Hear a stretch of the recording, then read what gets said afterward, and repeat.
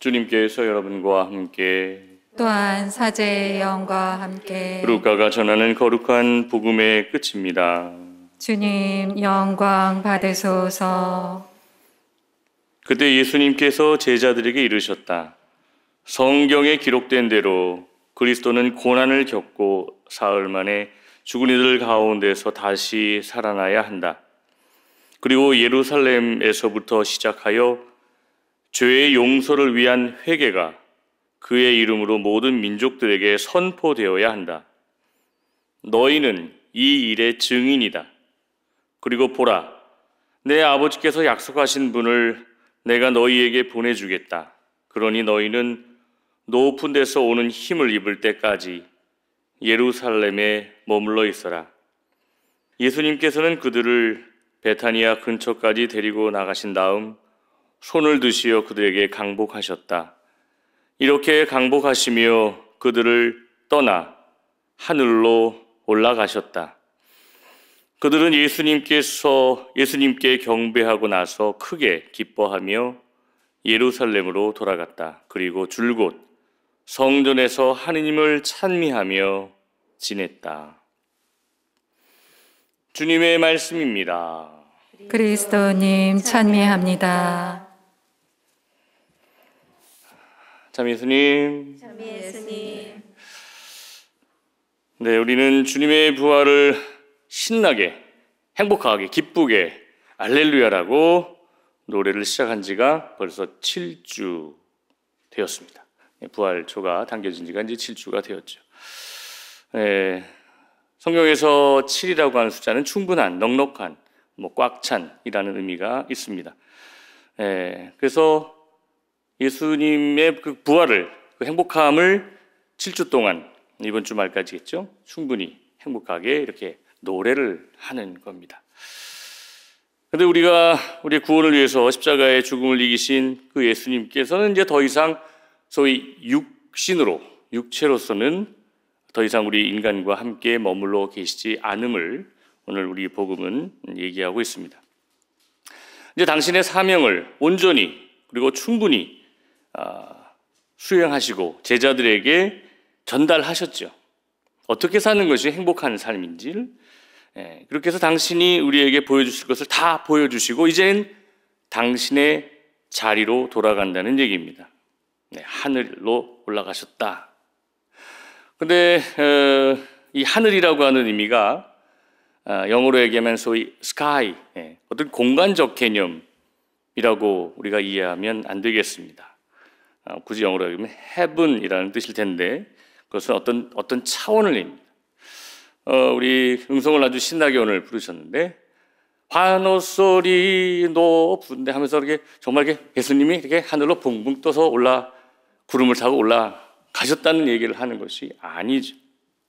무슨 손오공이 구름 타고 올라가듯이 슈퍼맨이 이렇게 날아 올라가듯이 그렇게 올라가셨다는 의미가 아닙니다.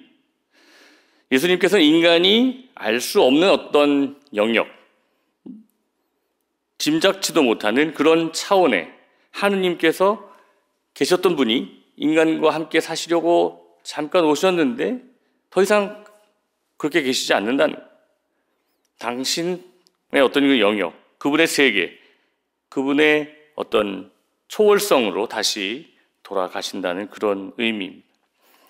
이제 하나님께서는 또 다른 우리에게 다른 당신의 모습, Holy Spirit, 성령의 모습으로 우리와 끝까지, 세상 끝까지 함께 하시려고 하신다는 것을 우리는 기념하는데 그것은 다음 주에 성령 강림 대축일에 전례 안에서 기념하게 됩니다. 교영자매 여러분, 주님의 승천 대축일에 우리가 기억해야 할 것이 있다면 그것은 무엇일까요? 그것은 부활을 믿는 우리는 도대체 어떻게 살아야 하는지를 정말 깊이 고민하고 실천해야 한다는 것을 알려주는 것이라고 저는 생각합니다. 오늘 독서를 이제 하실 때 사도행전 1장을 얘기하셨는데 거기 11절에 이렇게 나와 있습니다. 갈릴레아 사람들아, 왜 하늘만 쳐다보고 서 있느냐? 왜 하늘만 이렇게 멍하니 하늘만 보고 있느냐? 그 의미는 무엇일까요? 예수님의 제자들 같이 우리는 살아야 하는데, 함께 살아가는 이 공간과 이 현장 안에서 살아야 되는데 하늘만 보고 있지 말라는 그런 의미일 겁니다. 여러분도 잘 아시겠지만 예수님이 부활하셨다는 사실, 예수님이 부활하셨다는 사실을 가장 확실하게 알 수 있는 증거가 뭘까요? 예수님이 부활하셨다. 그걸 어떻게 우리는 알 수 있을까요? 제자들의 변화입니다. 제자들의 완전한 변화된 삶, 바로 그것이 예수님이 부활하셨다는 거구나 라고 하는 것을 알 수 있습니다. 제자들은 어떤 사람이었습니까? 예수님께서 하나님 나라의 진리를 가장 전하실 때 가장 가까이 있었던 3년이나 따라다녔던 사람들이고, 그분의 말씀을 듣고 보고 기적을 함께 체험했던 사람들입니다. 하나님 사랑에 대한 그것을 예수님을 통해서 가슴 벅차게 수없이 들어왔고, 많은 기적을 보았고 목격했고 체험했습니다. 그래서 예수님, 당신은 하느님의 아들이십니다 라고까지 고백을 했고, 그분을 끝까지 지키겠다고 장담까지 했던 사람들입니다. 그런데 이 제자들이 예수님이 십자가에 달려 돌아가시자 모두 뿔뿔이 흩어졌죠. 나도 저렇게 되면 어떡할까 하고 두려워서 뿔뿔이 도망가 버렸습니다. 걱정하고 두려워해서 숨었습니다. 그런데 예수님이 다시 나타나셨죠. 그리고 40일 동안이나, 그러니까 거기도 40일이라고 하는, 40이라고 하는 것은 충분히 넉넉한 꽉 찼다는 의미죠. 제자들과 다시 부활하셔서 같이 식사도 하시고 당신의 말씀을 다시 들려주시고 다시 함께 사셨습니다. 그 부활을 체험한 제자들은 변한 겁니다. 완전히 변한 겁니다. 완전히 다른 사람이 되어버렸습니다. 저렇게 사는 것이 맞구나. 예수님 하는 모든 말씀이 맞구나. 이제는 목숨이 두렵지 않았고, 끝까지 모든 사도들이 순교하면서까지 그분을 증거했고 살아냈습니다. 증인된 삶, 증거된 삶을 살았다는 것이죠. 그게 복음 선포의 삶입니다. 자, 우리도 그렇게 살라는 것이죠. 제자들이 살았던 삶을 우리도 살아가야 한다. 하늘만 쳐다보고 있지 말고 말이죠.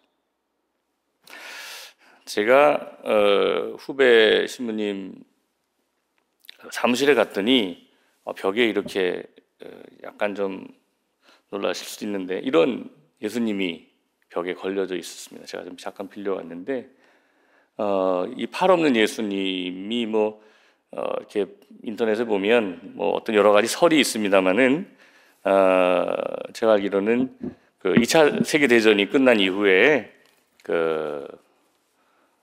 남부 독일의 어느 이제 다 폐허가 됐잖아요. 잿더미가 된 그 성당에 거기서 이제 발견된 그 예수님인데, 이제 너무 좀 보기도 좀 그렇고 하니까 이제 팔을 새로 만들어서 이렇게 달아드리자고 그렇게 했더니 어떤 사람이 그러더라는 겁니다.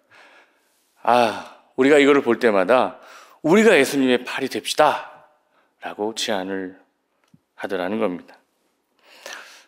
형제님 여러분, 하느님이 어디 계시냐고 물으면 물론 교리적으로는 그렇습니다. 아니 계신 곳 없이 다 계시다. 옛날 말로 무소부재하시다.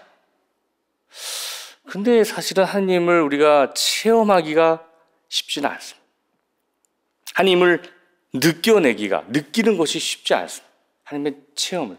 그래서 저는 신학교에서 신론 시간에 하느님이 어떤 분이다라는 걸 이제 가르치는 그 신부님의 어떤 그런 교재 안에서 발생으로서의 하느님이라는 챕터가 있었는데, 하느님이 이렇게 발생한다는 거예요. 드러나신다는 겁니다. 어디에서? 나의 손끝 안에서. 나와 함께 발생하신다고 그렇게 교수님 말씀을 하시는데, 또 그런 교재가 있는데 너무 저에게 다가오는 말씀이었습니다.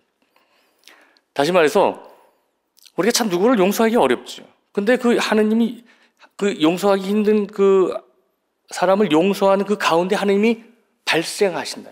하느님의 사랑이 드러나신다. 또 힘들어 괴로워하는 사람에게 함께 할 때 하나님이 그 안에서 드러나신다는 거예요. 배고픈 이들에게 내가 갖고 있는 것을 나눠줄 때 하나님이 그 안에서 팍 하고 발생하신다고 그렇게 얘기하는 거예요. 괴로워 우는 사람과 함께 동반해주면서 토닥거리면서 함께 하는 그 가운데, 그 시간 가운데, 그 공간 가운데 하나님이 드러나신다는 거예요. 고통받고 힘들어하는 사람과 함께하는 그 시공간 안에 우리가 함께 할 때, 우리가 내어줄 때 그 안에 하나님이 팍 하고 발생하신다, 이런 표현을 합니다. 그러면 반대인 경우도 있겠죠. 하나님이 도저히 이제 알아들을 수가 없어. 하나님을 도대체 깨달아지지 않아. 발견되지 않는 부분이 있겠죠. 어디일까요? 미워하고 시기하고 질투하고 싸우고 그 안에 하나님이 계시기가 어려운, 드러나지 못하시는, 서로를 향한 총뿌리 안에서 전쟁의 포화 속에서 하나님은 죽어 계신 겁니다. 서로를 속고 속이는 비정함 속에서 하느님을 만나기란 어려운 것이죠. 세상에 오로지 나뿐이라고 생각하는 나쁜 놈, 나뿐이라고 생각하는 사람이 많은 게 나쁜 세상이라고 합니다. 그럼 반대말로 좋은 세상은 뭐겠습니까? 너 덕분에 내가 있다고 생각하는 그런 사람들이 많이 있는 세상이 좋은 세상이겠죠. 아무튼 나뿐이라고 생각하는 나쁜 놈들이 많은 세상에서는 하나님을 만나기가 어려운 것입니다. 그래서 신학적으로는 약간 말장난 같은 표현을 하는데 이렇게 얘기합니다. 하느님의 나라는 어디 있느냐? 하느님의 나라는 이미 있다. already. 그러나 아직 없어. not yet. 이렇게 얘기합니다. 하느님의 나라는 이미 있었어. 그러나 아직 완성되지 않았어. 기영자매 여러분, 예수님께서 어떻게 사는 것이 하느님 나라를 실현하는 건지 이미 우리에게 알려주셨고 당신이 사셨고, 그래서 우리는 알아요. 그런데 인간이 갖고 있는 수많은 욕심과 욕망들, 또 나뿐이라고 생각하는 그 이기심 속에서 아직 완성되지 않습니다. 자, 이것을 아는 우리들은 부활의 체험을 살았던 그 제자들 같이 정말 기쁘게 부활의 삶을 우리도 함께 건강하고 기쁘게 살아가야 되겠습니다. 이것이 부활 승천 대축일을 지내는 우리가 가져야 될 마음이 아닌가 생각해 봅니다. 슬픈 그리스도는 없다 라는 말이 있습니다. 복음을 사는 이들은 모두 기쁘게 행복하게 그렇게 하루하루 감사하며 사랑하며 살아가는 것, 그것이 부활의 증거의 삶이다 라고 함께 정리해 봅니다. 오늘은 특별히 홍보주일입니다. 하나님께서 높이 오르셔서 당신의 복음을 선포하셨다는 것을 이제 얘기하는 거니까 다양한 미디어 안에서 홍보 수단으로서 그리스도의 복음을 전하라는 것을 얘기하는 홍보주일입니다. 저희 가톨릭 평화방송 또 평화신문은 신문으로, TV로, 라디오로 그렇게, 그리고 또 요즘에 새로운 미디어들 유튜브라든지 페이스북, 인스타그램 이런 것들로 이렇게 그리스도의 복음을 다양한 어떤 방법으로 전하려고 노력하고 있습니다. 지난 2년여 동안 우리 신앙인들은 코로나라고 하는 신종 바이러스 때문에 참 어려움을 겪었고 또 신앙생활도 많이 답답하게 이렇게 살고 있었습니다. 그 어떤 시기보다도 우리 신자분들은 우리 가톨릭 평화방송이 제공하는 이런 매일 미사와 또 다양한 영적 보충제라고 할 수 있는 것들을 통해서 그나마 신앙생활에 도움을 받았으리라고 저는 믿습니다. 그리고 저희는 세상의 여러 곳곳에서 좀 도움이 필요한 곳, 또 사랑이 필요한 곳과 또 그것을 협력하는 사람들을 연결하는, 그래서 힘과 또 뭔가 희망을 주는 것을 연결하는 그 사랑의 다리 역할을 했다고 생각됩니다. 성전 건립을 필요로 하는 가난한 본당, 또 해외 선교지, 병원, 또 군사모, 또 다양한 사목 현장 등에서 이루어지는 어려움들, 그리고 또 산불 피해를 입은 분들, 또 우크라이나의 전쟁 피해자들을 돕는 것, 또 백신 나눔 운동 등 정말 다양한 그런 도움들을 저희가 드릴 수 있었습니다.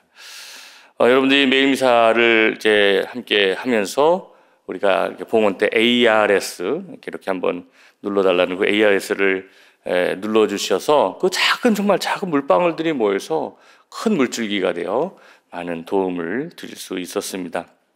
정말 이 자리를 빌어 진심으로 고개 숙여 감사의 마음 드립니다. 네, 사실 저희 가톨릭 평화방송 평화신문 자체도 굉장히 광고 시장의 변화 등으로 운영이 어렵습니다. 어려운데 그러나 저희가 해야 할 역할을 충실히 할 수 있었던 이유는 주님만을 믿고 갑니다. 그리고 우리 신자 여러분들만을 믿고 가기 때문입니다. 자, 앞으로도 저희 평화방송 평화신문 어려울 때 또 이런 매체 환경을 통해서 함께 하겠습니다. 여러분들을 저희들을 위해서 기도해 주시고 또 여러 가지 방법으로 함께 협력해 주시고 도와주시면 감사하겠습니다. 그 ARS라고 하는 거 아무것도 아닌 것 같은 건데 그게 아무것도 아닌 게 아니더라고요. 정말 큰 결과를 낳았습니다. 여러분들이 헌금한다 생각하시고 한 번씩 가끔 눌러주시면 좋겠습니다. 자, 정리할까요? 자, 하느님을 새롭게 발견하고 또 하느님 안에서 살아갈 수 있는 방법, 나의 손길, 나의 헌신, 나의 사랑을 통해 하느님을 만나는 그런 길임을 우리는 기억하면서 하루하루 감사하며 사랑하며 내어주는 삶을 살도록 합시다. 아멘.